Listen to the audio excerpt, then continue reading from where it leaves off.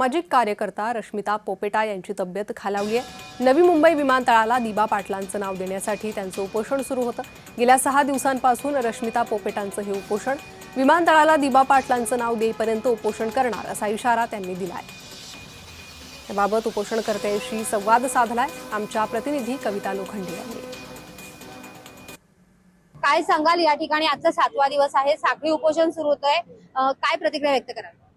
आज त्या मुलीची 7 दिवस झाले, तिची प्रकृती एवढी गंभीर झाली, शासन का अजून झोपले?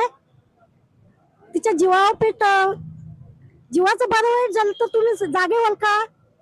आज आम्हाला साखळी उपोषण करायला तुम्ही भूमिपुत्र आहेत, भूमिपुत्रांचं नाव द्यायला तुम्ही आज लाज वाटते तुम्हाला? कुठे गेलं आता शासन? जेव्हा मतदान घ्यायला तेव्हा बरोबर येता तुम्ही आमच्या दारात, मग आता नाव द्यायला किती वेळ लावलाय? 6 तारखेची आज 8 तारीख का केली? तुम्ही आम्हाला म्हणजे इलेक्शनच्या वेळेला भूमिपुत्रांना गाजरं दिलीत का आम्ही नाव देणार आहोत, आम्ही जाळून घेणार आहोत, आम्ही पेटवून घेणार आहोत, आम्ही राजीनामे देणार आहोत। आम्हाला राजीनामे नको, आम्हाला पेट्रोल घेऊन हे नाही पाहिजे, आम्हाला नाव पाहिजे।